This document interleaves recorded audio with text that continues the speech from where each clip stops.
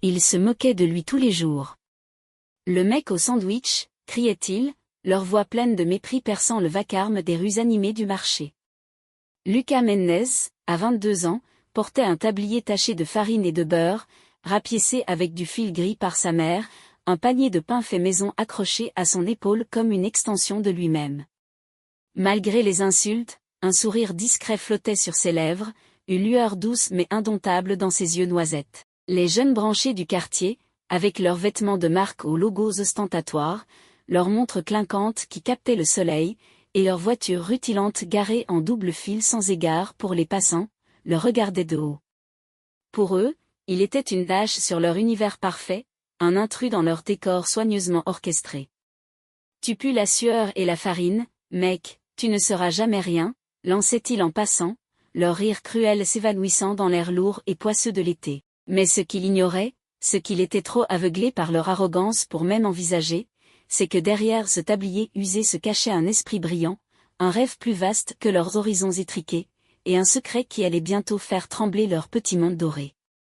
Lucas n'avait pas grandi dans le luxe, loin de là. Fils unique de Rosa Méndez, une mère célibataire au visage marqué par les années de labeur, il avait passé son enfance dans un minuscule appartement à la périphérie de la ville. L'immeuble, un bloc de béton fatigué aux escaliers branlants, semblait tenir debout par miracle. Les murs étaient si fins qu'on entendait tout, les disputes des voisins, les pleurs d'un bébé au bout du couloir, le grincement des ressorts d'un lit malmené. Rosa avait été cuisinière dans un restaurant populaire du centre-ville, un endroit bruyant où les ouvriers et les chauffeurs de taxi venaient chercher des plats simples mais généreux. Elle avait une réputation, ses ragoûts faisaient chanter les estomacs, et ses pains, dorés et croustillants, étaient une légende locale. Mais tout avait changé quand une maladie dégénérative avait attaqué ses mains. Un tremblement insidieux, impossible à contrôler, avait transformé ses doigts agiles en prisonniers désobéissants. Les médecins avaient haussé les épaules, impuissants. C'est la vie, avait-il dit, et Rosa avait dû abandonner son tablier, son gagne-pain, sa fierté. À 10 ans, Lucas avait pris le relais, presque sans y penser. Il avait grimpé sur un tabouret pour atteindre le plan de travail, ses petites mains maladroites pétrissant la pâte sous le regard attentif de Rosa. Elle lui avait appris à doser le sel et l'huile à instinct, à sentir la texture parfaite sans balance ni mesure. Ils utilisaient une plaque rouillée, prêtée par Donna Clara, la voisine du dessus, une vieille femme au rire rauque qui échangeait des ustensiles contre un pain chaud de temps en temps. L'odeur du pain frais emplissait leurs 2 pièces, un parfum qui repoussait temporairement l'humidité, la moisissure et l'odeur de désespoir qui s'accrochait au mur. Rosa ne se plaignait jamais. Assise sur une chaise d'encale dont une patte était calée par un vieux bout de bois, elle observait son fils, ses yeux fatigués brillant d'une fierté silencieuse. Les mains qui travaillent construisent des ponts vers l'avenir, murmurait-elle souvent, une phrase qu'elle répétait comme un talisman, un héritage qu'elle offrait à Lucas pour qu'il ne baisse jamais les bras. Mais Lucas n'était pas juste un gamin qui aidait sa mère à joindre les 2 bouts. Il y avait une étincelle en lui, une curiosité insatiable qui le distinguait des autres. Pendant que les enfants du quartier tapaient dans un ballon troué dans les ruelles poussiéreuses ou traînaient devant les vitrines les boutiques qu'ils ne pouvaient pas s'offrir, Lucas observait le monde avec des yeux différents. Il voyait des détails que personne ne remarquait, les vendeurs de rue qui jetaient des restes encore comestibles dans des poubelles débordantes, les emballages plastiques qui s'amoncelaient dans les caniveaux jusqu'à former des tapis multicolores, les familles qui, à la nuit tombée, fuyaient ces mêmes poubelles avec des gestes furtifs et honteux. À 12 ans, il avait commencé à poser les questions. Pourquoi tant de gâchis? Pourquoi les pauvres payaient-ils si cher pour manger si peu? À 14 ans, ces questions s'étaient transformées en un rêve, pas juste de survivre comme tout le monde autour de lui, mais de changer les choses, de faire de la nourriture de rue, ce métier que tout le monde méprisait, une force capable de nourrir des minons tout en respectant la planète. Ce n'était pas une lubie passagère, c'était une obsession qui prenait racine dans son cœur et grandissait avec chaque pain qu'il façonnait. À 16 ans, il avait commencé à expérimenter. Il passait des heures après l'école à ramasser des graines sauvages près d'une rivière oubliée à la sortie de la ville, un endroit envahi par les herbes et les pneus abandonnés.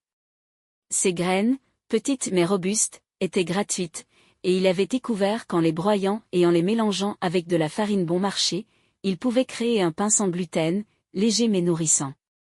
Il testait ses recettes sur les clients du marché, des ouvriers au dos courbé et des mères pressées qui traînaient des enfants aux joues creuses. Il revenait sans cesse, murmurant entre eux que le gamin au sandwich avait un don, que ses pains avaient un goût qu'on ne trouvait nulle part ailleurs. À 18 ans, il avait perfectionné sa recette, réduisant les coûts au minimum sans sacrifier la qualité. Il vendait chaque sandwich pour quelques pièces, assez pour couvrir les ingrédients et mettre un peu de côté, mais surtout pour que personne ne reparte le ventre vide. À 20 ans, il était allé encore plus loin. Un jour, en fouillant dans une pile de vieux livres de sciences à la bibliothèque municipale, un bâtiment décrépit où les étagères ployaient sous la poussière, il était tombé sur un article jauni parlant des propriétés des algues. Intrigué, il avait passé des semaines à lire tout ce qu'il pouvait trouver, volant des heures entre ses ventes au marché et ses corvées à la maison. Puis il s'était lancé. Dans la cuisine minuscule de l'appartement, sous la lumière vacillante d'une ampoule nue, il avait mélangé des fibres d'algues séchées, récoltées dans une mare boueuse près de la rivière, avec de l'amidon de pommes de terre récupéré chez un vendeur de frites. Après des dizaines d'essais ratés, des mixtures collantes qui sentaient le marécage ou des feuilles qui se désintégraient trop vite, il avait créé un emballage biodégradable, une feuille verte et souple qui se dissolvait dans la terre en quelques jours. Il avait commencé à envelopper ses sandwichs dedans, en secret, observant avec un sourire discret les clients qui jetaient ses emballages sans se douter qu'ils participaient à son rêve. Pour Lucas, chaque feuille était une graine plantée pour un avenir plus propre. Mais pour les riches du quartier, ceux qui vivaient dans les tours scintillantes du centre-ville ou les villas perchées sur les collines, Lucas n'était rien. Une silhouette poussiéreuse dans un marché bruyant, un pauvre type qui sentait le beurre et l'ail, un loser condamné à rester au bas de l'échelle. Parmi eux, Diego Alvarez était le pire. Fils d'Antonio Alvarez, un magnate de l'immobilier qui possédait la moitié des immeubles de luxe de la ville, Diego avait tout ce que l'argent pouvait acheter. Sa voiture de sport rouge, une bête rugissante aux lignes acérées, grondait dans les rues comme une menace. Sa montre en or, un modèle suisse qui valait plus que l'appartement de Lucas, brillait à son poignet comme un défi. Et son arrogance, une arme qu'il brandissait sans retenue, écrasait tout sur son passage.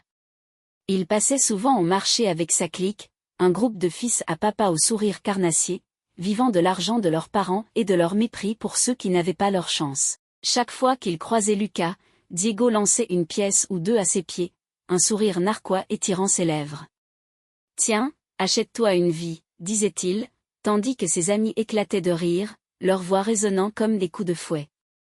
Lucas ramassait les pièces en silence, les glissait dans la poche de son tablier, et continuait à vendre. Pas par honte, mais par calcul. Chaque centime était une brique pour son rêve. Diego ne savait rien de ce que Lucas construisait. Depuis 2 ans, le jeune homme collaborait avec Monsieur Pinto, un vieil ami de Rosa qui vivait à quelques rues de chez eux. Pinto avait été chimiste alimentaire dans une usine de conserve, un homme bourru aux mains calleuses et aux lunettes épaisses, jusqu'à ce que l'usine ferme ses portes, victime d'une délocalisation brutale qui avait laissé des dizaines d'ouvriers sur le carreau. Retraité, il s'était installé dans une maison modeste, un bungalow envahi par les mauvaises herbes, où s'entassaient des bocaux de pickles faits maison, des tubes à essai poussiéreux, et des machines rouillées qu'il avait sauvées de la casse. Quand Rosa lui avait parlé de son fils, Pinto avait grogné, sceptique. « Un gamin qui fait des sandwichs ? Qu'est-ce qu'il veut que je fasse avec ça ?» Mais un soir, Lucas était arrivé chez lui, un carnet écorné sous le bras, rempli de dessins précis, de formules griffonnées, et d'idées qui débordaient des pages. Pinto avait ajusté ses lunettes, feuilleté le carnet, et un sourire rare avait éclairé son visage d'uriné. « Tu as quelque chose de spécial, gamin, » avait-il dit. « Ce n'est pas juste de la nourriture, c'est une révolution. » Ensemble, ils avaient transformé un garage prêté par un voisin compatissant un espace étroit encombré de vieux pneus et de toiles d'araignée en un atelier clandestin. Là, sous une lampe de chantier qui clignotait par intermittence, ils avaient commencé à construire quelque chose d'incroyable. Une machine compacte, faite de pièces récupérées dans des dépotoirs et de métal soudé à la main, capable de produire des milliers de sandwichs sains par heure sans sacrifier la qualité. Elle pétrissait la pâte avec une précision mécanique, cuisait le pain sur une plaque chauffée par un brûleur artisanal, et garnissait chaque sandwich avec des légumes cultivés dans un petit potager que Pinto entretenait derrière sa maison. Lucas avait calculé chaque détail, en utilisant des ingrédients bon marché mais nutritifs, des graines sauvages, des légumes invendus du marché, des herbes ramassées dans les terrains vagues. Il pouvait vendre chaque sandwich à $1 tout en dégageant un profit modeste. Pinto, avec son savoir-faire de chimiste, avait perfectionné le système de cuisson pour qu'il consomme un minimum d'énergie, bricolant des panneaux solaires à partir de vieux miroirs cassés et de cellules photovoltaïques récupérées dans une usine abandonnée. Le prototype fonctionnait, mais il était encore brut, imparfait, grinçant comme un animal blessé. Ils avaient besoin d'argent pour le rendre fiable, et Lucas savait que cet argent ne viendrait pas des pièces moqueuses de Diego. Les jours passaient, et les insultes continuaient. Diego et sa bande semblaient prendre un plaisir particulier à le tourmenter, comme si son existence même était une offense à leurs privilèges. Parfois, il s'arrêtait devant son stand, feignant d'acheter un sandwich avant de le laisser tomber dans la poussière avec un rictus. Parfois, il le suivait dans les ruelles, leur voix amplifiée par l'écho, lançant des remarques sur sa mère, sur son tablier, sur sa vie qu'il imaginait misérable. Lucas encaissait tout, le visage impassible, mais à l'intérieur, une tempête couvait. Il n'était pas faible, loin de là. Il avait appris à canaliser chaque insulte, chaque rire, comme un carburant pour son ambition. Il ne voulait pas leur ressembler, ces fils de riches qui n'avaient jamais eu à se battre pour quoi que ce soit. Il voulait être meilleur, pas pour lui-même, mais pour ceux qui, comme lui, n'avaient jamais eu de chance. Un jour d'été brûlant, tout a basculé. Le soleil tapait fort, transformant le marché en fournaise, l'asphalte fondant sous les pieds des passants. Diego et sa bande sont arrivés, comme à leur habitude, leur rire plus strident que le brouhaha des vendeurs criant leur prix. Cette fois, ils ne se sont pas contentés de mots. Diego, les yeux brillants d'une malice cruelle, a attrapé le panier de Lucas et l'a renversé d'un geste théâtral, envoyant les pains rouler dans la poussière et les flaques huileuses. « Regardez le roi des miettes », a-t-il hurlé, sortant son téléphone pour filmer la scène comme un trophée. La foule s'est rassemblée, un cercle de curieux partagé entre l'amusement et la gêne. Les amis de Diego ont ajouté leur touche, piétinant les sandwichs avec leurs baskets hors de prix, écrasant le pain dans la saleté jusqu'à ce qu'il ne reste que des miettes informes. Lucas, les poings serrés jusqu'à ce que ses ongles s'enfoncent dans ses paumes, a senti une colère sourde monter en lui, une vague brûlante qui menaçait de le submerger. Mais il n'a rien dit. Il s'est agenouillé, lentement, méthodiquement, et a ramassé ses pains un par un, ignorant les rires et les flashs des téléphones. Quand Diego a enfin rangé son appareil, satisfait de son humiliation publique, Lucas l'a fixé droit dans les yeux. Pas un mot, juste un regard calme, profond, qui semblait dire « Tu ne sais pas ce qui t'attend ». Diego a ricané, mais une ombre d'inconfort a traversé son visage avant qu'il ne s'éloigne avec sa clique, leur voix s'évanouissant dans la chaleur. Ce soir-là, dans le garage, Lucas a vidé son sac à Pinto. Il était assis sur une caisse en bois, les mains encore tremblantes de rage contenue, les yeux fixés sur le prototype qui trônait au centre de la pièce comme une promesse silencieuse. « Je vais leur montrer », a-t-il juré, la voix basse mais ferme, chaque mot chargé de détermination. Pas par vengeance, mais par mérite. Ils pensent que je suis rien, mais je vais leur prouver qu'ils ont tort, qu'on peut être plus grand qu'eux sans leur argent, sans leur nom. Pinto, occupé à souder une pièce tordue avec une flamme vacillante, a levé les yeux et hoché la tête, un sourire discret aux lèvres. C'est ça, gamin. La meilleure réponse, c'est le succès. Laisse-les rire pour l'instant. Bientôt, ils ravaleront leurs mots. Ces paroles ont rallumé une flamme en Lucas, une résolution qui brûlait plus fort que la colère. Il savait qu'il ne suffisait pas de survivre à leurs moqueries, il devait les dépasser, construire quelque chose qu'il ne pourrait jamais détruire. Quelques semaines plus tard, une opportunité s'est présentée, un éclat de lumière dans la grisaille de sa routine.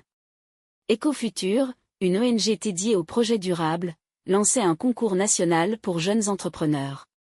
Le prix était colossal, $100 000 en cash, plus un partenariat avec une grande entreprise pour transformer l'idée gagnante en réalité.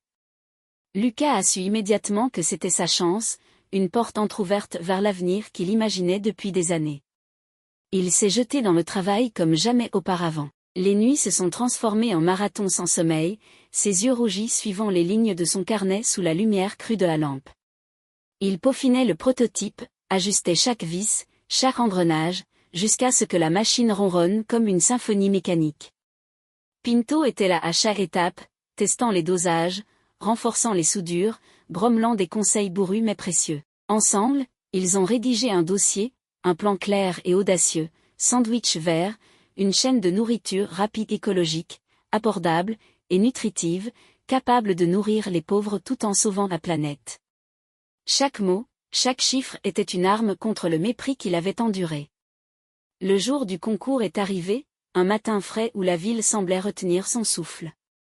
Lucas s'est présenté dans une salle immense, un ancien entrepôt reconverti en espace d'exposition, avec des poutres apparentes et des murs couverts de graffitis artistiques. Il portait un gant usé, troué aux genoux, et une chemise froissée qu'il avait tenté de repasser avec un fer bancal qui laissait des marques de brûlure. Autour de lui, des candidats en costume impeccable discutaient avec assurance, leur ordinateur portable dernier cri ouvert sur des présentations PowerPoint aux animations sophistiquées. Ils échangeaient des poignées de main, des sourires confiants, leur voix pleine d'une aisance que Lucas n'avait jamais connue. Il se sentait minuscule, déplacé, un intrus dans cet univers de privilèges. Mais il portait son prototype dans une caisse en bois qu'il avait fabriquée lui-même, clouée avec soin, et cette caisse était son armure. Puis il a vu Diego. Le fils Alvarez était là, debout au milieu de la foule comme un roi en exil, représentant une start-up bidon montée à la hâte par son père pour gonfler son CV. Son projet, une vague idée de livraison par drone pour des repas gastronomiques, sentait l'argent facile et le manque d'effort. Il était entouré de sa clique habituelle, des amis qui le suivaient comme une cour royale, riant trop fort à ses blagues. En apercevant Lucas, Diego a ricané, un son aigu qui a traversé la salle.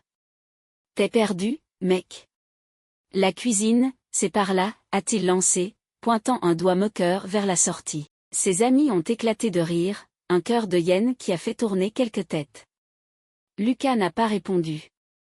Il a serré la poignée de sa caisse un peu plus fort, ses jointures blanchissant sous la pression, et a attendu son tour, le regard fixé sur la scène.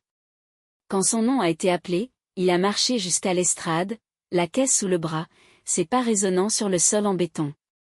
La salle était pleine, des juges en costume strict, des investisseurs au regard perçant, des journalistes scribouillant sur des carnets, et un public curieux qui murmurait dans l'ombre. Il a posé son prototype sur une nalle bancale, branché les câbles avec des mains qui tremblaient légèrement, pas de peur, mais d'adrénaline, et a pris la parole. Sa voix, d'abord hésitante, a gagné en force, chaque mot porté par une conviction brute. Il a expliqué comment Sandwich Vert pouvait nourrir les pauvres tout en réduisant les déchets, comment sa machine utilisait des ingrédients locaux, graines sauvages, légumes invendus, herbes ramassées dans les terrains vagues pour garder les coûts au plus bas, comment chaque sandwich à $1 était une réponse à la faim, à la pollution, au gâchis. Il a montré des chiffres écrits à la main sur une feuille froissée, $1 par unité, rentable dès le premier mois, salable à l'infini avec les bonnes ressources. Puis il a allumé la machine. Un bourdonnement sourd a rempli la salle, suivi d'un cliquetis rythmique. En 10 minutes, sous les yeux écarquillés des spectateurs, elle a produit 20 sandwichs parfaits, pain doré, légumes frais, une odeur qui a fait saliver même les plus sceptiques. Lucas les a distribués aux juges, marchant jusqu'à eux avec une simplicité désarmante, posant un sandwich devant chaque chaise. La salle s'est tue, captivée, le silence seulement brisé par le craquement du pain sous les dents des juges. Un des jurés, un homme grisonnant aux lunettes épaisses nommé Victor Salazar, a levé les yeux, un sourire intrigué aux lèvres. « Où avez-vous appris tout ça ?» a-t-il demandé, mâchant un morceau avec une satisfaction évidente. « Dans la rue » a répondu Lucas simplement, sa voix claire et sans fioriture. Salazar a hoché la tête, comme s'il comprenait quelque chose que les autres ignoraient. PDG d'une chaîne alimentaire mondiale, il avait grandi dans un quartier semblable à celui de Lucas, vendant des mangues au coin des rues avant de bâtir son empire. Il voyait en Lucas un reflet de sa propre jeunesse, une faim brute, une détermination qui ne s'éteignait pas. Les présentations se sont enchaînées, mais aucune n'a eu l'impact de celle de Lucas. Diego est monté sur scène après lui, avec une présentation lisse et tape à accent grave l'œil, des graphiques animés et des promesses grandioses, mais son projet sonnait creux, déconnecté des réalités du terrain.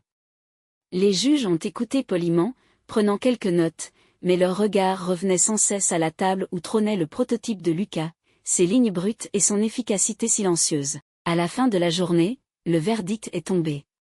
Une femme en tailleur gris, la présidente d'Ecofuture, s'est avancée au micro. Le gagnant de cette année est Lucas Méndez, pour Sandwich Vert. La salle a explosé en applaudissements, un tonnerre qui a fait vibrer les murs. Lucas, immobile, a cligné des yeux, comme s'il peinait à y croire. Diego, furieux, a jeté son badge de participant par terre, un geste enfantin qui a fait sourire quelques spectateurs, avant de quitter la salle en claquant la porte, suivi par sa clique silencieuse, leurs têtes baissées comme des soldats vaincus. Mais ce n'était que le début. Après la cérémonie, alors que la foule se dispersait et que les journalistes s'agglutinaient autour de lui avec leurs micros et leurs questions, Salazar a pris Lucas à part. Ils se sont retrouvés dans un coin de la salle, près d'une fenêtre donnant sur la ville illuminée par le crépuscule. « Ton idée, elle est bonne », a dit Salazar, les yeux brillants d'une excitation contenue. « Mais je ne veux pas juste te donner 100 000 $. Je veux investir 10 millions, dès maintenant, pour faire de Sandwich Vert une réalité mondiale. » Lucas a cligné des yeux, abasourdi, son souffle coupé par l'énormité de l'offre. Il a balbutié un « merci », sa voix tremblante pour la première fois de la journée, incapable de trouver les mots. Salazar a ri, un son grave et chaleureux. « Ne me remercie pas encore, gamin. Le vrai travail commence maintenant. Tu es prêt à changer le monde ?» Lucas a hoché la tête, un mélange de peur et de détermination dans le regard. Il n'avait aucune idée de ce qui l'attendait, mais il savait qu'il ne pouvait pas reculer. Avec cet argent, Lucas a vu grand, plus grand qu'il n'avait jamais osé l'imaginer. En un an, Sandwich Vert a pris vie sous une forme qu'il n'aurait jamais cru possible. Les 10 millions de Salazar ont servi à construire une petite usine pilote à la périphérie de la ville, un bâtiment simple mais fonctionnel, avec des murs en parpaing peints en vert et un toit couvert de panneaux solaires neufs, plus de bricolage cette fois. La machine prototype, autrefois bancale, a été remplacée par une version perfectionnée, dessinée par des ingénieurs recrutés par Salazar mais supervisés par Lucas et Pinto, qui connaissaient chaque boulon par cœur. 50 stands ont ouvert à travers le pays, chacun installé dans des quartiers populaires où les fast-food habituels n'osaient pas s'aventurer. Les employés étaient des jeunes des rues, des gamins comme Lucas l'avait été, formés par lui et Pinto pour faire tourner les machines, cuire le pain, servir les clients avec un sourire. Les sandwichs, sains et abordables, ont conquis les foules ouvriers, étudiants, familles entières faisaient la queue, leurs pièces tintant dans les caisses comme une musique triomphale. Les médias ont commencé à en parler, surnommant Lucas le prince du pain, un titre qu'il trouvait gênant mais qui collait à sa peau comme une seconde nature. Pourtant, le succès n'a pas effacé les défis. Rosa, la mère de Lucas, tombait malade de plus en plus souvent. Les années de travail acharné, les nuits blanches à coudre des vêtements pour arrondir les fins de mois, les hivers passés sans chauffage, avaient usé son corps. Les médecins, dans un hôpital public aux murs jaunis par le temps, ont diagnostiqué une insuffisance cardiaque. Une opération était nécessaire, mais elle coûtait une fortune, des dizaines de milliers de dollars que même les bénéfices naissants de Sandwich Vert ne pouvaient pas encore couvrir. Lucas se retrouvait face à un dilemme déchirant. Une entreprise rivale, une chaîne de fast-food aux ambitions voraces, avait entendu parler de son succès et lui avait fait une offre, 5 millions de dollars pour racheter Sandwich Vert, sa marque, sa machine, son rêve. Avec cet argent, il pourrait payer les soins de Rosa, lui offrir une chance de vivre, mais il perdrait tout ce qu'il avait construit, tout ce pourquoi il s'était battu. Une nuit, assis à son chevet dans une chambre d'hôpital où l'odeur de désinfectant masquait à peine celle de la peur, Lucas a pleuré en silence. La lumière blafarde des néons éclairait le visage fatigué de Rosa, ses mains tremblantes posées sur une couverture râpée. Il tenait sa main, ses doigts calleux contre les siens, et murmurait des excuses qu'elle ne pouvait pas entendre, endormie sous l'effet des médicaments. « Je veux te sauver, maman, mais je ne sais pas comment faire sans tout abandonner. Il était déchiré entre son amour pour elle et sa vision pour le monde, un choix impossible qui pesait sur ses épaules comme une montagne. C'est alors que Pinto est intervenu, sans rien dire à Lucas. Le vieil homme, qui avait vu la détresse dans les yeux de son protégé, a passé un coup de fil à Salazar en pleine nuit. Le lendemain, un chèque anonyme est arrivé à l'hôpital, couvrant tous les frais médicaux, opérations, médicaments, rééducation. Quand Lucas, stupéfait, a interrogé Pinto, le chimiste a haussé les épaules, un sourire malicieux aux lèvres. T'as des amis dans les hauts lieux, gamin. Concentre-toi sur ton empire. Ta mère est entre de bonnes mains. Rosa a survécu à l'opération, un miracle que Lucas attribuait autant au chirurgien qu'à la mystérieuse chaîne de solidarité qui s'était formée autour de lui. Mais le succès de Sandwich Vert attirait aussi des ombres.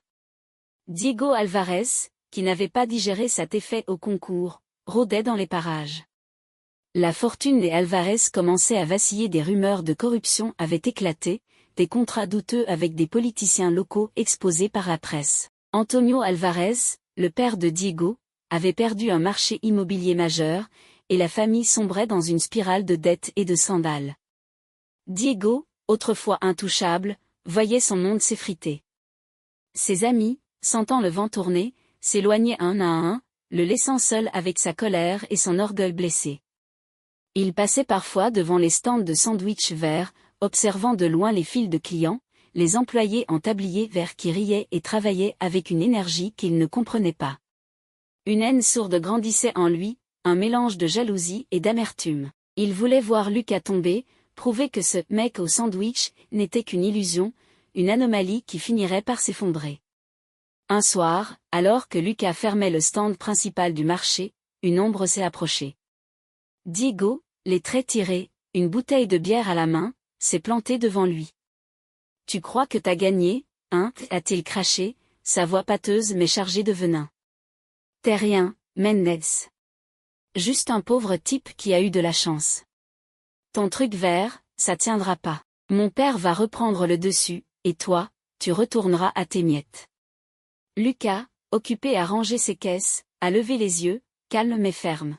« Je ne cherche pas à te battre, Diego. Je cherche à construire quelque chose. Si tu veux me détester pour ça, c'est ton choix. » Diego a ricané, jetant la bouteille vide à ses pieds où elle s'est brisée en éclats scintillants. « On verra qui rira le dernier » a-t-il grogné avant de s'éloigner en titubant dans la nuit. Mais le destin avait d'autres plans. Quelques mois plus tard, l'inauguration du siège de Sandwich Vert a marqué un tournant. Le bâtiment, un édifice moderne au cœur de la ville, était une déclaration en soi. Des murs en verre et en acier, un jardin luxuriant sur le toit où poussaient les légumes utilisés dans les recettes, une architecture qui mêlait simplicité et ambition. Des centaines de personnes étaient là, des clients fidèles, des employés en tablier vert, des journalistes armés de caméras, et même quelques politiciens locaux venus se faire voir. Lucas, pour la première fois de sa vie, portait un costume, un modèle sobre qu'il avait acheté dans une boutique d'occasion et ajusté avec l'aide de Rosa. Il a coupé le ruban avec sa mère à ses côtés, ses mains tremblantes serrant les siennes, ses yeux brillants de larmes contenues. La foule a applaudi, un grondement chaleureux qui a rempli l'air. Mais un visiteur inattendu a attiré tous les regards. Diego Alvarez est apparu à la porte, méconnaissable. Ses cheveux, autrefois impeccablement coiffés, étaient en désordre, ses vêtements un jean délavé et une chemise froissée loin des marques de luxe qu'il affichait jadis. La chute des Alvarez était complète, Antonio avait été arrêté pour fraude, leurs biens saisis, leur empire réduit en cendres. Diego, les traits tirés par des mois de stress et d'alcool, s'est approché de Lucas, tête baissée, les mains enfoncées dans ses poches. La foule s'est tue, curieuse et tendue. « Je t'ai sous-estimé » a-t-il murmuré, sa voix rauque à peine audible. « J'ai tout perdu, Mendez. Ma maison, mes amis, mon nom. Je sais que je ne mérite rien, que je t'ai traité comme de la merde, mais, je veux une chance de repartir de zéro.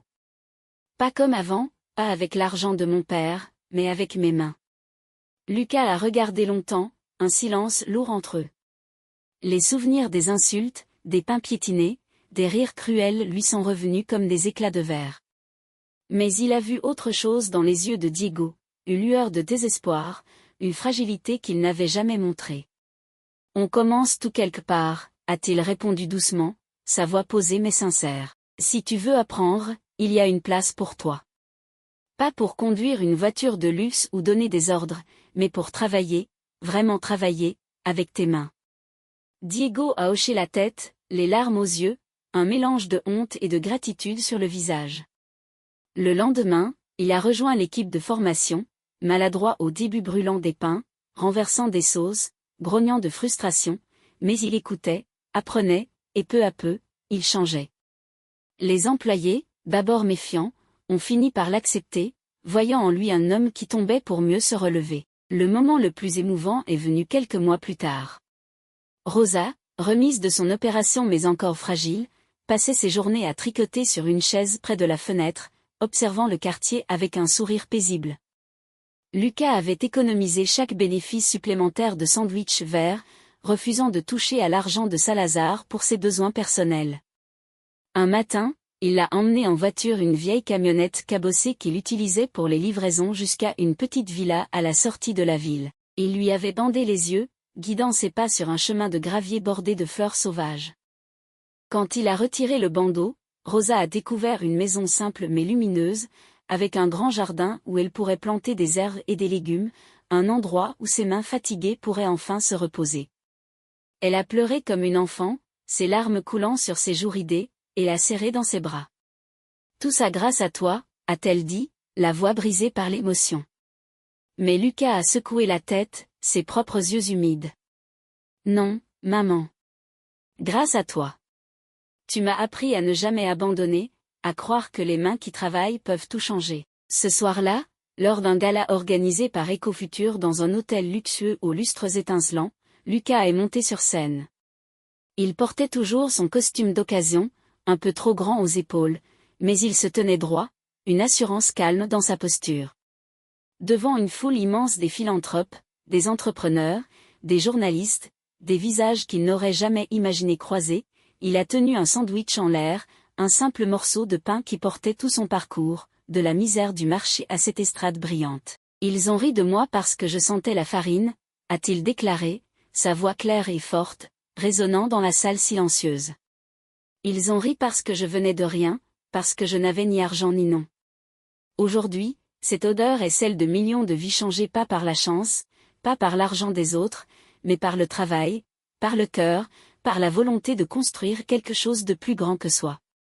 Les applaudissements ont éclaté, un tonnerre qui a fait trembler les murs, un écho qui semblait ne jamais s'arrêter. Dans les coulisses, Diego, désormais employé à plein temps, apprenait à gérer un stand avec une concentration qu'il n'avait jamais eue auparavant. Il n'était plus le fils arrogant d'un magnate, mais un homme qui découvrait la valeur d'un effort honnête, un homme qui, pour la première fois, esquissait un sourire sincère en regardant Lucas sur scène. Sandwich Vert a continué de grandir, ouvrant des centres de formation dans les quartiers pauvres, offrant des bourses aux jeunes inventeurs, installant des jardins communautaires là où il n'y avait que du béton. Chaque sandwich devenait une preuve que la nourriture pouvait être plus qu'un repas, un outil de changement, une passerelle vers un monde meilleur.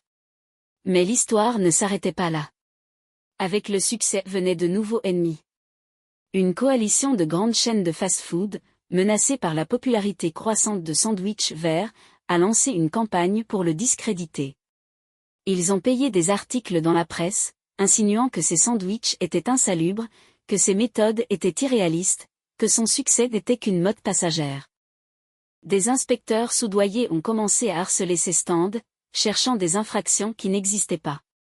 Lucas, qui avait appris à encaisser les coups depuis l'enfance, n'a pas fléchi. Avec l'aide de Salazar, il a engagé des avocats, organisé des tests publics pour prouver la qualité de ses produits, et ouvert ses cuisines aux caméras. La vérité a triomphé, les clients, fidèles et nombreux, ont défendu Sandwich Vert avec une ferveur qui a surpris même Lucas. Les stands n'ont jamais été aussi pleins, et les attaques ont fini par se retourner contre leurs auteurs, ternissant leur propre réputation.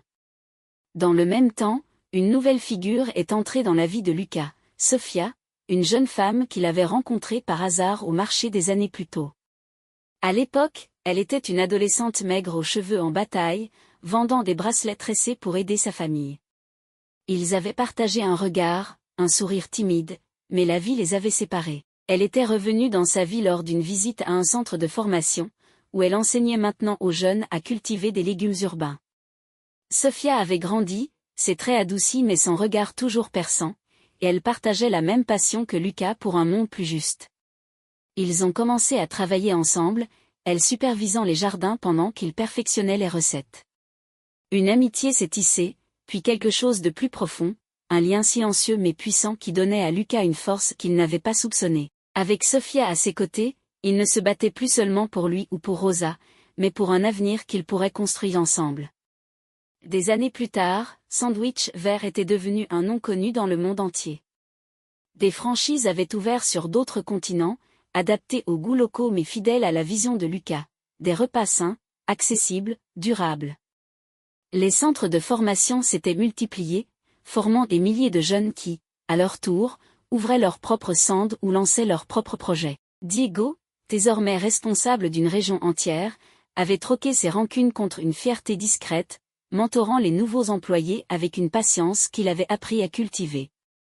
Rosa, installée dans sa villa, passait ses journées à écrire des recettes qu'elle envoyait à Lucas, des idées simples mais pleines d'amour qu'il intégrait dans les menus.